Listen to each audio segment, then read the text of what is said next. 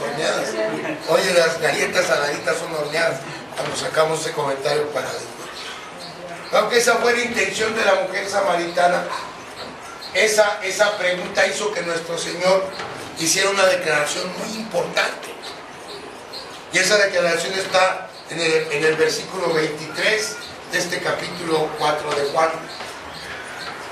Mas la hora viene, dice el Señor, y ahora es, cuando los verdaderos adoradores adorarán al Padre en espíritu y en verdad, porque también el Padre tales adoradores busca que le adoren.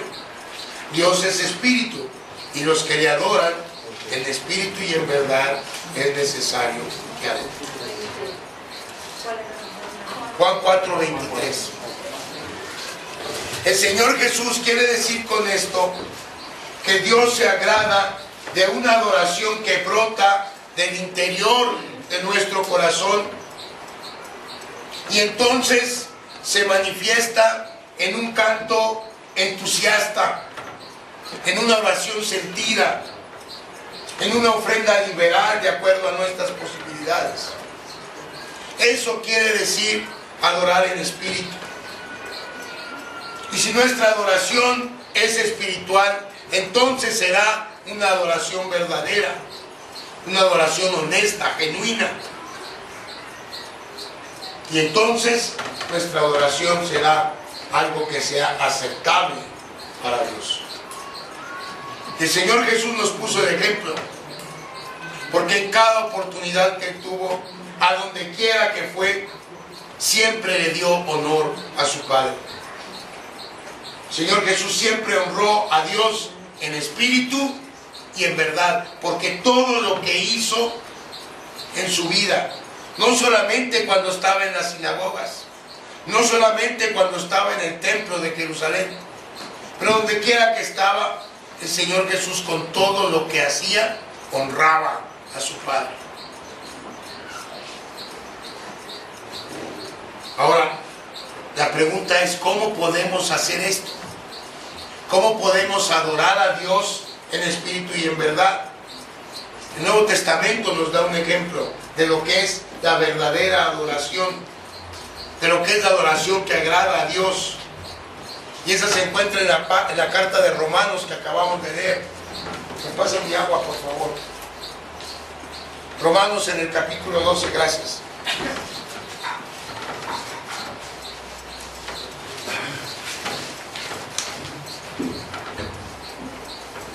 Usualmente, hermanos, los estudiosos del Nuevo Testamento dividen la carta de Romanos en dos partes.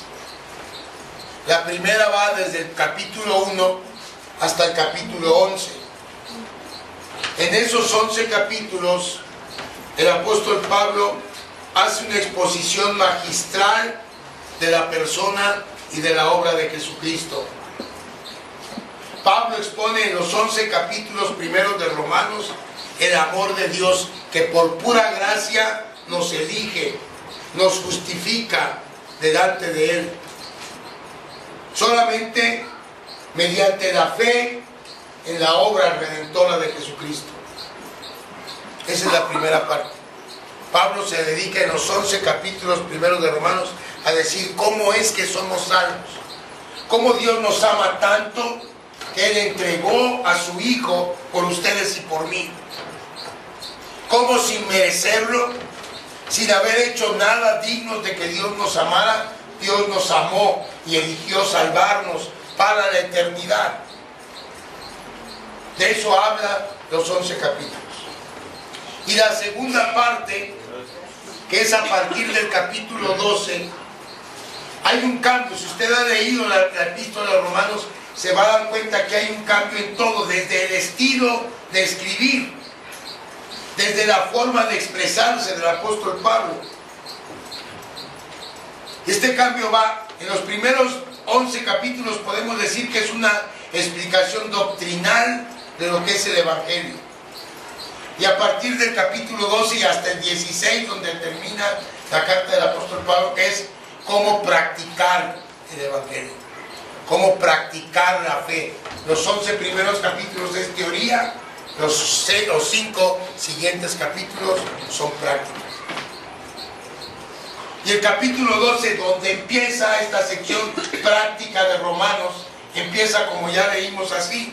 Así que, hermanos, os ruego por las misericordias de Dios. Primero, quiero decirles, cada que usted vea así que en la Biblia, ese así que debemos entenderlo como que lo que va a venir a continuación es la conclusión de lo que se dijo previamente. Es una conclusión. Así que, por lo que ya les dije, pasa esto. Pues así que es eso. En el caso de Romanos, la conclusión a la que llega el apóstol Pablo en el capítulo 12 no solamente es lo que acaba de decir en el capítulo 11, es más bien todo lo que dijo Pablo hasta ese punto. ¿Sí? Por 11 capítulos se dedica a decir qué hizo Dios por nosotros. Y luego dice, así que, y luego dice, así que. Entonces el marco de referencia para el así que del capítulo 12 es toda la primera parte del libro. Todo lo que Pablo escribió desde el 1 hasta el 11. Y entonces lo que Pablo está diciendo es, a la luz de lo que Dios ha hecho por ti, a la luz de nuestra elección, a la luz de la justicia que Dios nos otorga a través de la justicia de Jesucristo por fe, a la luz de nuestra santificación, a la luz de la esperanza cierta que tenemos de un día moral en el cielo para siempre, a la luz pues de lo que es el Evangelio, vengo ante ustedes y les ruego. Fíjese cómo habla el apóstol Pablo. Les ruego. Él tenía autoridad sobre ellos, que era su pastor. Pero él usa esta forma pastoral de dirigirse a ellos, igual que lo hace en Filipenses 4. Él no ordena, él no exige, él ruega. Y dice, les ruego que respondan de la única manera lógica de responder a lo que el Señor Jesús y a lo que Dios hicieron por nosotros. Por todo lo que Él hizo, les ruego que respondan de la única manera racional. ¿Qué es racional? La única manera lógica, la única manera congruente, la única manera pensante de responder a algo. ¿Cuál es esa manera? Versículo 1 del 12. Así que, hermanos, os ruego por las misericordias de Dios que presentéis vuestros cuerpos en sacrificio vivo, santo, agradable a Dios, que es vuestro culto racional. Otras versiones de la Biblia traducen este versículo de manera distinta y las voy a leer porque pueden ayudarnos a entender mejor el significado de estas palabras del apóstol Pablo. Miren, por ejemplo, la Biblia hispanoamericana dice: por el amor entrañable de Dios, les pido, hermanos, preséntense a ustedes mismos como ofrenda viva, santa y agradable a Dios. Ese ha de ser su auténtico culto. Luego la versión Dios habla hoy dice: por tanto, hermanos míos, les ruego por la misericordia de Dios que se presenten ustedes mismos como ofrenda viva, santa y agradable a Dios. Este es el verdadero culto que deben ofrecer. The New Living Bible en español dice: por esto, hermanos, tomando en cuenta el amor que Dios nos tiene, les ruego que cada uno de ustedes se entregue como sacrificio vivo y santo. Este es el único sacrificio que a Él le agrada. Y por último, la Reina Valera contemporánea dice: así que, hermanos, yo les ruego por las misericordias de Dios que se presenten ustedes mismos como un sacrificio vivo, santo y agradable a Dios. Así es como se debe adorar a Dios.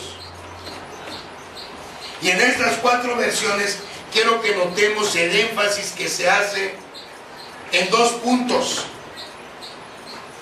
En todas estas versiones que acabo de leer hay un énfasis que está hecho en 2 puntos. Número 1, La mejor ofrenda que podemos presentar a Dios somos nosotros mismos. En todas las versiones dice: preséntense ustedes mismos como ofrenda a Dios. Y número 2, la razón. ¿Por qué es que nuestra mejor ofrenda para Dios somos nosotros mismos? ¿Por qué es que nuestras personas es lo que le debemos entregar a Dios como ofrenda? ¿Por qué? Porque ese ha de ser su auténtico culto, dice la Biblia Panamericana. Porque este es el verdadero culto que deben ofrecer, dice Dios habla hoy. Porque este es el único sacrificio que a Él le agrada, dice The New Living Bible en español. Y luego la versión Reina Valera es más contundente, dice: porque así es como se debe adorar a Dios. Esto captura, hermanos, la esencia de la adoración, la esencia correcta de la adoración, como le enseña el Evangelio. Quiere decir que ya no venimos al templo a rociar sangre en los cuernos del altar, ya no. Los sacrificios se terminaron. Es cierto, traemos una ofrenda delante de Dios como una expresión externa de nuestra gratitud y de nuestro compromiso con Cristo. Pero esa ofrenda que traemos, ese canto que hacemos, esa oración que entregamos, debemos hacerla en el sentido que David hizo el sacrificio, que hacía sus sacrificios. Si usted va al Salmo 51,